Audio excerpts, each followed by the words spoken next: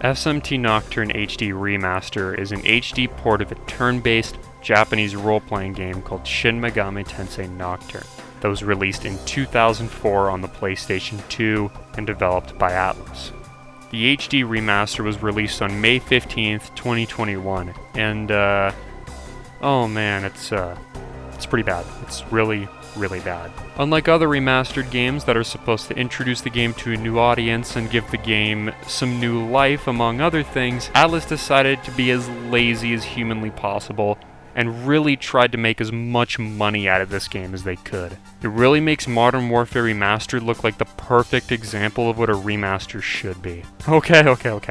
That was a bit harsh, but before I start getting into how much of an insult this remaster is, I'm going to give some context into how I actually got to playing this game in the first place. I've been a fan of the Megaten franchise for the past 4 years, starting with playing Persona 5 back in the summer of 2017. After I finished Persona 5, I started branching off into the other Persona games like Persona 3 and Persona 4.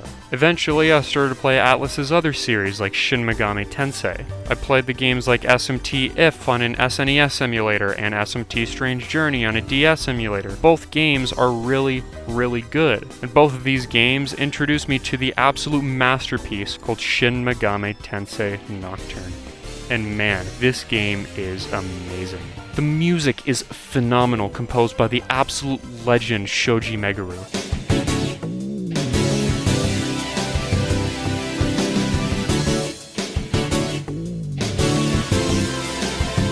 The gameplay is dynamic for a turn-based RPG, and the difficulty is hard as nails. The world is oozing with creativity, fear, and perfectly portrays the end of the world.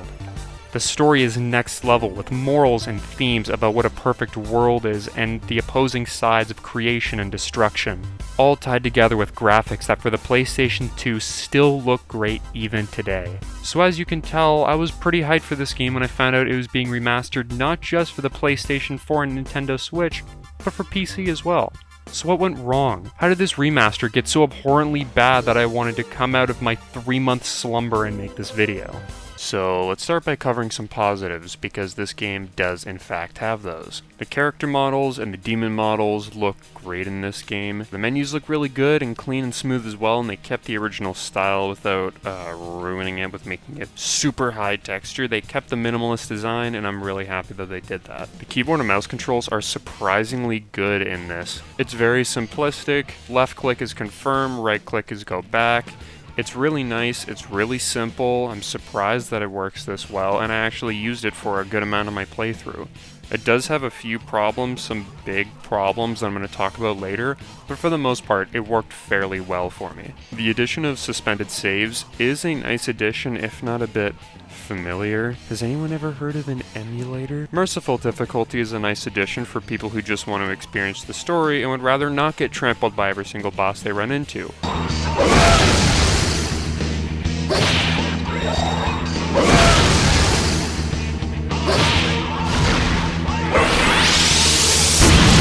Personally, I would not recommend it, as it makes the game ridiculously easy to the point where it's just not fun and it's just such a drag. Don't use it and just play on normal, honestly. Also, though Raito did exist in Japan and they just switched it out with Dante, Raito is a really cool inclusion, and I'm happy that he makes an appearance, and hopefully it'll introduce people to the Devil Summoner series.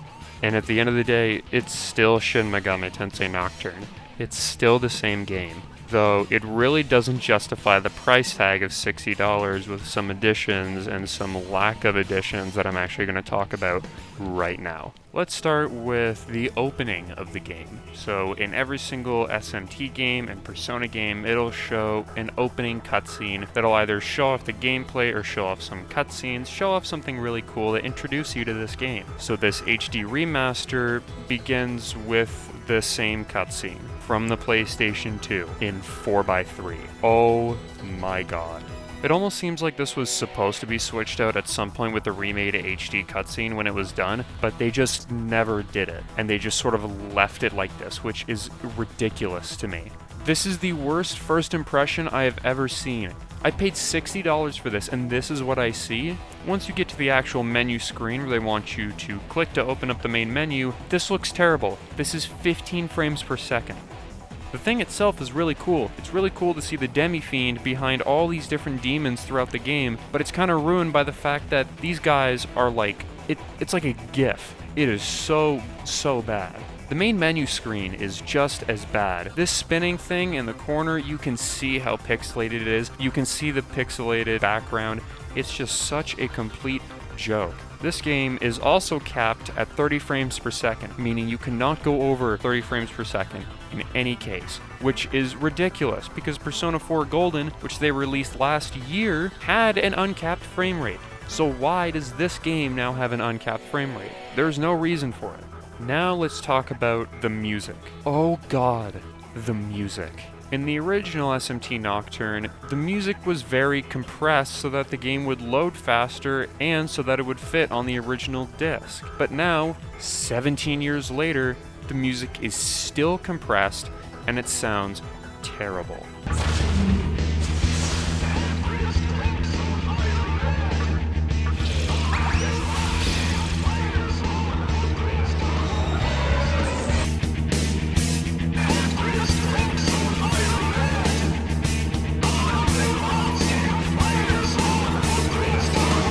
And Atlus has absolutely no excuse for this. Atlus has a limited edition version of the game that they released in 2004 that has an HD version of the soundtrack on a disc. But it's clearly too much work just to go to a drawer at Atlus where they have this disc and throw it in and add it to the game. If that's too much work for them, then why don't they just go on YouTube? There is a full rip of the entire playlist that is in HD that you can download on YouTube right now. In fact, as of me speaking this, there is already an HD music mod available for the game on PC. So I mentioned how the keyboard and mouse controls were so great. Yeah, I ran into a problem nearly immediately. You cannot type your own name in this game. You have to use WASD and the spacebar to navigate and confirm which letters you want to put in your name. You can't just type it. Sure, you can just plug in a controller and do it and it's fine. But the fact that you can't simply type with a keyboard, it's astonishing to me. Oh yeah, speaking of keyboard and mouse, I mentioned earlier that the keyboard and mouse support for the most part is pretty good. Well, that part that I said that wasn't so good was the fact that there's currently a bug in the game, specifically with the mouse, when you're in the middle of a battle, when you go to attack. Sometimes, if you have a character that can talk or seduce enemies, it'll select that. Sometimes it'll have your characters pass a turn instead of attacking. And in a worst case scenario, your demon will just up and leave. There's an option in the game to dismiss a demon so that you can throw in another one. This makes sense if one of your demons is weak to a certain ability, like if you have a demon weak to ice. Maybe you want to take him out of your party and switch him out for a new one so that you're not getting destroyed the whole time. Now, this is really annoying when you're battling and then your demon just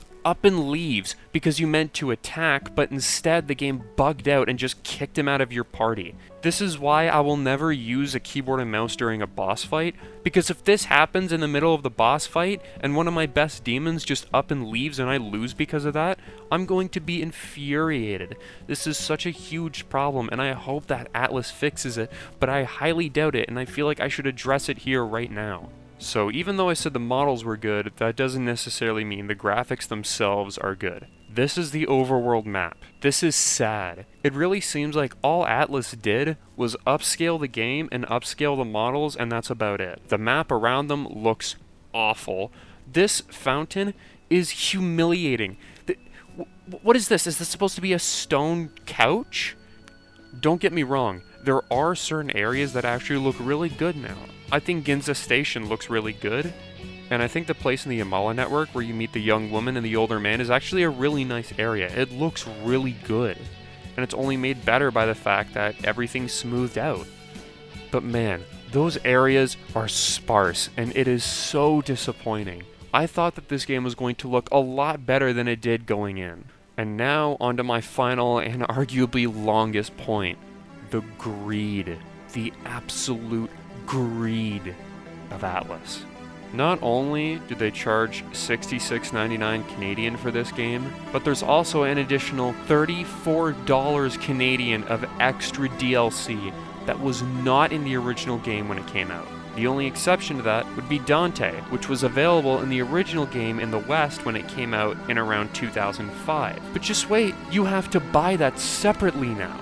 And it costs $13.50. It costs the same price as it does on the PlayStation 3. Do you want the music from other SMT games in your game? Oh, well, you would think that they would include that as a nice homage to the older games. Nah, man, you have to pay $11 for that. And not only that, but they only include 8 songs.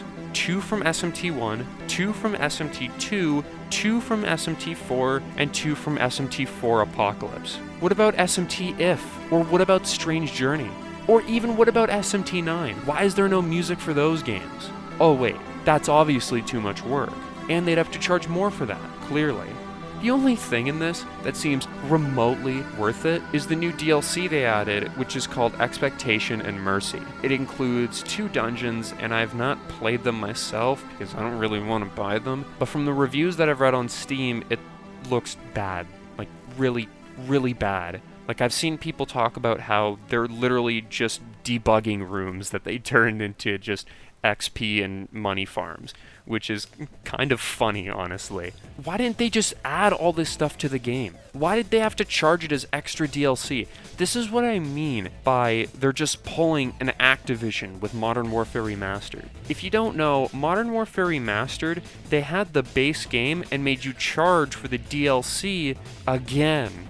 And a lot of people got really mad about this, and fairly so. But this is arguably going further by adding new content that should simply just be added anyway, and old content that has been removed and now you have to pay for it. I don't know why they did this. Let's take a look at a much better remaster of a game like Halo 2 Remastered, which is spectacular. You get the original Halo 2 and Halo 2 Remastered if you prefer the look of the original game. The keyboard and mouse controls are phenomenal, the game sounds amazing, and all of the graphics and the cutscenes have been built from the ground up. The cutscenes in this game are phenomenal, and one of the best looking cutscenes I have seen for any game of this kind. And not only that, but it's $10.99 on Steam. It's the same price as one of these awful music DLCs. If you want another example of a remaster done well, look at the Mass Effect remaster. It includes all 3 games, including all DLCs, for $80. And the game hasn't just been upscaled and that's it. The games have been remastered, and it's a pretty good thing, to be honest. I don't know why this isn't praised more, and instead we put games like Nocturne on a pedestal. So instead of buying SMT Nocturne Remastered, buy Nocturne on the PS3. If you don't have a PS3, get a physical copy on the PS2. And if you don't have those, if you have a PC, emulate it on PC. And hey, get Halo 2 and get Mass Effect Remastered while you're at it so you can support devs who actually care about their remastered games rather than Atlus who's trying to get every penny they can out of you. Atlus, at least on PC, garnered so much faith with the Steam community when they released Persona 4 Golden to PC. It had uncapped frame rates, which Nocturne doesn't have. It had 4K support, which in Nocturne only works on the menus. And all the cutscenes and the game itself was in 16:9, unlike SMT Nocturne HD Remaster.